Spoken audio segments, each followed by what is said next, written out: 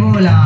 Tattoo नहीं बनाएला। अरे tattoo से लेके स्टैचू तक बनाइला हो। तो तोनी हमारे हाथ को मीनाक्षी मौना लिख देबो। अरे तुहार नाम का हमार बात सुना। बोला राजाऊ